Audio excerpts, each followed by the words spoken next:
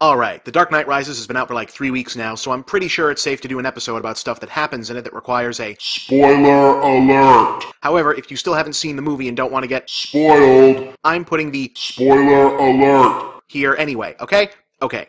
So, a weird thing about The Dark Knight Rises is that all of a sudden Christopher Nolan seems to have gotten really interested in those, books with the pictures and such that he previously seemed to hold in such condescending contempt. Granted, the whole enterprise is still just 2 pointy ears and some character names away from being wholly unrecognizable as a Batman story, but the whole thing is packed with shoutouts, references, events, and plot twists ripped right out of the source material, including a big plot twist that doesn't seem to exist for any other reason but that Batman fans have been expecting it for 3 whole movies. What I'm getting at is, if you saw the movie and half the theater kept going, "Whoa!" and you kept going, "What just happened? And why was it important?" Well, comics are weird. And I'm here to help.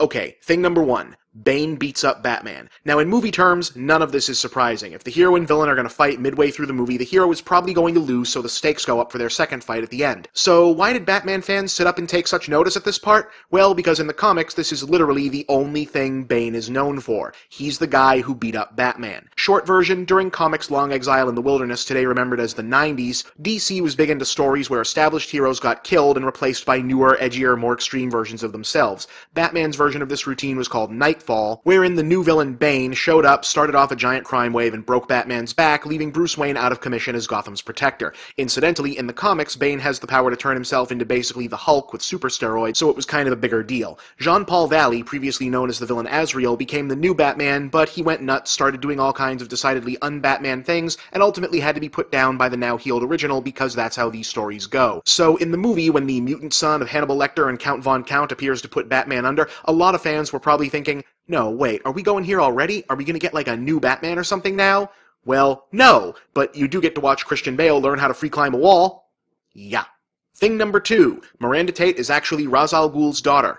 Okay, how best to explain this one?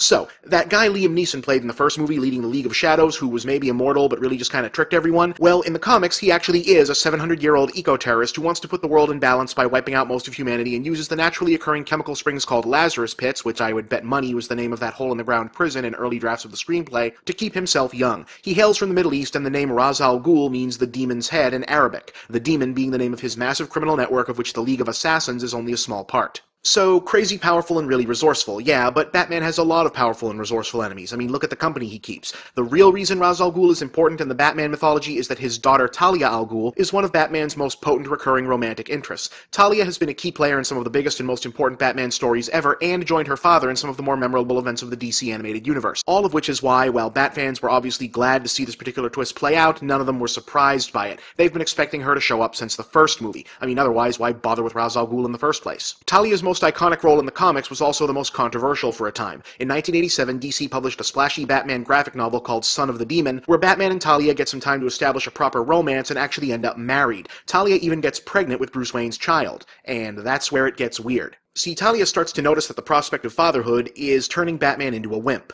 No, really. Now that he's going to have husband and father responsibilities, he's apparently taking fewer risks and not being as much of a psycho badass, so Talia decides to save him from losing his Batmanliness by lying about having a miscarriage, so he'll get all depressed and angry and go be Batman again. Then she has the kid in secret and gives him up for adoption. And you thought comics having a weird relationship with the concept of marriage was a new thing.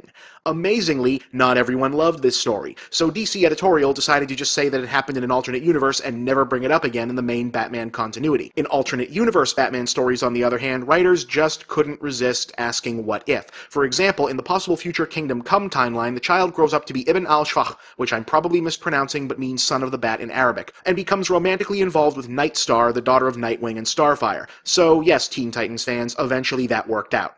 In the main Batman continuity, the child was reintroduced a full 20 years later as part of writer Grant Morrison's effort to insert all of the really weird stuff DC had retconned out of Batman's backstory back in. It's revealed that his name is Damian Wayne, Talia and the League raised him as a master assassin in secret, and then after a whole bunch of crazy stuff happens, culminating in Batman being dead for a while, Damian became the 5th and most recent Robin, while Dick Grayson briefly took over as the new Batman. Oh, speaking of which, there was also that one last stinger with Officer John Blake's real name turning out to be Robin this whole time. Ha ha ha. haha. In case you're wondering, no, there was never a Robin named John Blake, or one whose name was actually Robin. Although I fully expect Blake to soon join Batgirl, Harley Quinn, and Renee Montoya in the ranks of characters who've emigrated into the Batman comics universe from movies and TV. His backstory, on the other hand, of being an orphan with a sketchy background who figures out Batman's identity on his own, is basically a mashup of the first three Robins, Dick Grayson, Jason Todd, and Tim Drake. So, yeah, that's what was going on there. I'm Bob, and that's the big picture.